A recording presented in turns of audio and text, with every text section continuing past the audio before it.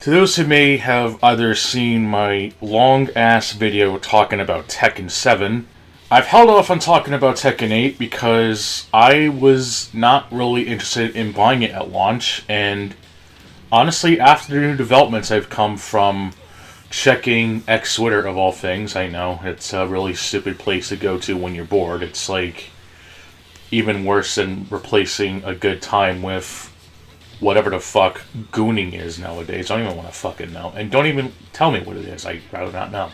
Basically, Tekken 8 is going to start implementing microtransactions. And I'm just completely dumbfounded that a game like this can basically get away with something that was even worse than what Tekken 7 did by having legacy costumes tied to one version of the game. Let's go ahead and do a little recap, in case people either forgot or don't remember. I don't blame you. One of the selling points of Tekken 7 back when it was new is that the PlayStation 4 version would not only receive the jukebox mode, but you would also get legacy costumes for specific characters. Mainly characters like Zayu having her Tekken 4 outfit, Jin Kazama having his Tekken 4 outfit as well, and King having his Tekken 2 outfit. Well, mainly the one from the console version.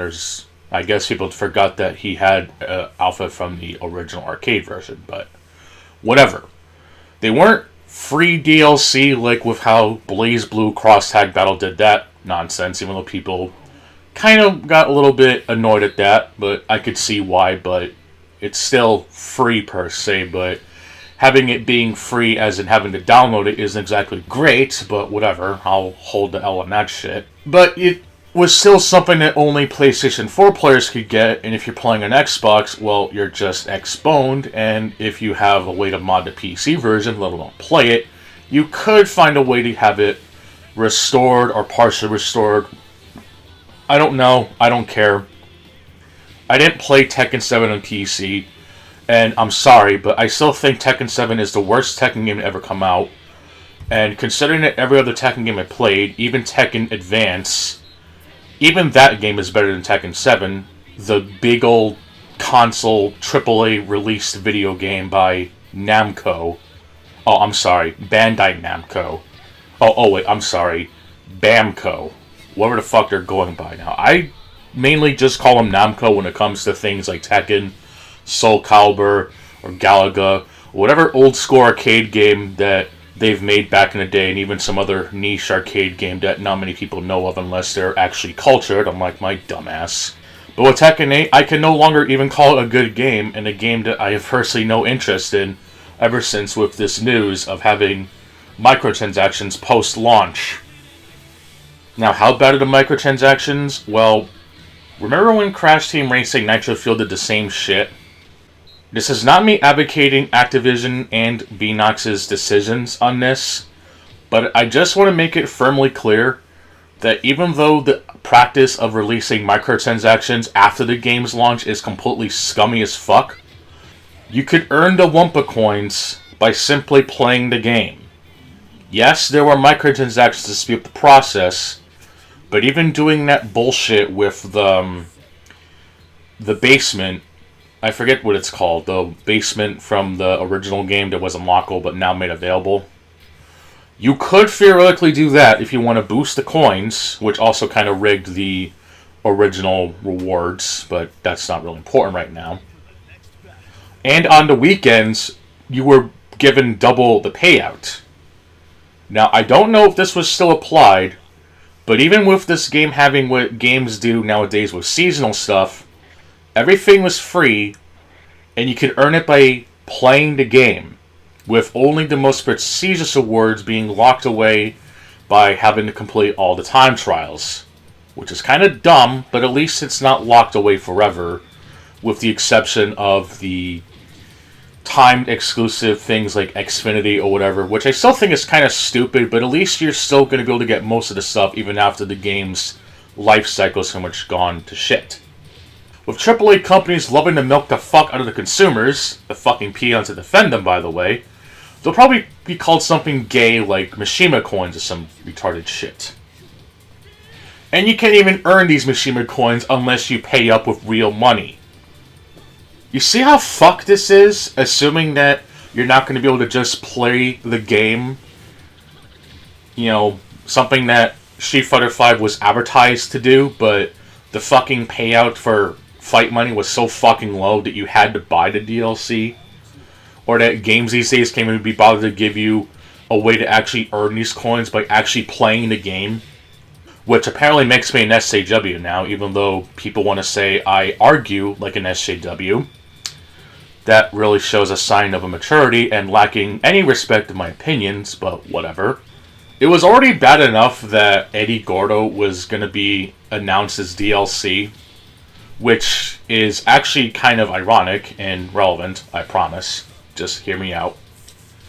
I was willing to give one Harada a break, because the reasoning for that, even though I completely detest the fact that Namco was basically repeating the same bullshit they did with Tekken 7, but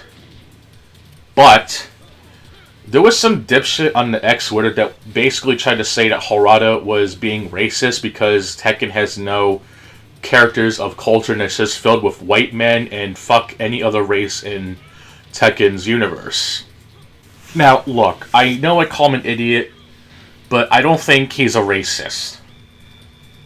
And even though that, yes, I am disappointed, well, more annoyed really, again, but at least they're being a little bit upfront this time, that they're locking away DLC characters that are from the original games as DLC again. I was willing to give Harada a bit of a break, since the person that he argued with on X Twitter, of all things, basically made him to be something that he's not.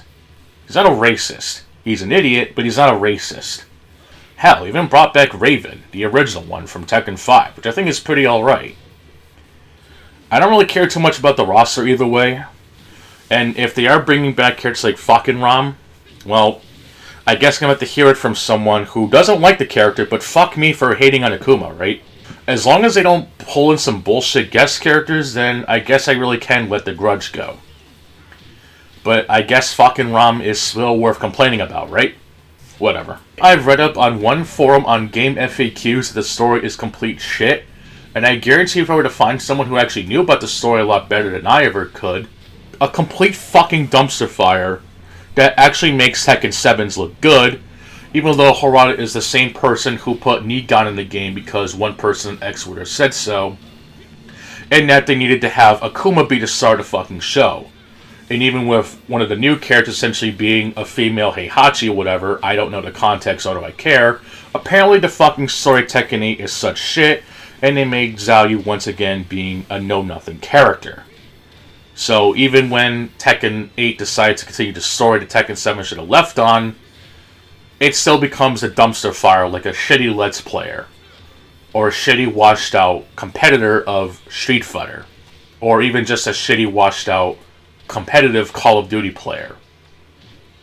Yeah, that's the big trinity right there.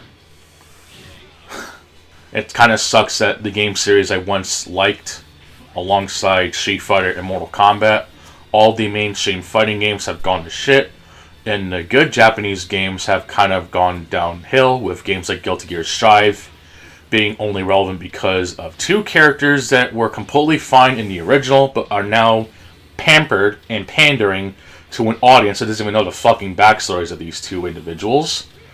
And as for BlazBlue, it's just left in roguelike hell. So I guess the only thing left to do is to talk about the Borderlands movie, which I'll just go ahead and make my thoughts on it known. Having completed Borderlands 3 on both Xbox Series X and then the PlayStation 4, I have come to the conclusion that Tiny Tina is probably, no, not probably, the absolute worst character written in video game fiction ever, and the fact that people defend her, and Handsome Jack to a point, but that's not about him, this is about her, that she's the absolute funniest 13-year-old ever, shows how deranged some of these people are, because every time a fucking anime comes out that's not made by Arika Toriyama or whatever famous anime writer is nowadays, people gotta throw in that bullshit lolly shota bullshit argument, and that they have to basically throw words around like pedophiles and shit because of reasons, but because it's made by a Western company, nobody brings that up. And even putting that bullshit aside, she's just not a very funny character at all. And I don't even care about her bisexual bullshit partner having the possibility of Greg being her father, or even feeling sad for Roland after his death in Borderlands 2. Images that precede unfortunate events, by the way. She's not a funny character. She is not a compelling character. She has some of the shittiest writing ever to be seen, and if I were to erase one character from existence, it would be this bitch. And the fact that she's going to be in the Borderlands movie, yeah, I think I'm going to skip this shit. Especially with people complaining that Jack Black's in the fucking movie, even though what role did he play in what movie, and people are now complaining. You people are fucking retarded. Wow, that was a fucking long-ass load time. You want to see me do it again? Having completed Borderlands 3 on both Xbox Series X and then the PlayStation 4, I have come to the conclusion that Tiny Tina is probably... No, not probably. The absolute worst character written in video game fiction... Well, that's my hybrid rant. No, I'm not saying Harada's an idiot this time. But fuck Tekken 8 for having this bullshit microtransactions, and fuck Tiny Tina. Fucking bitch. And now for something completely different.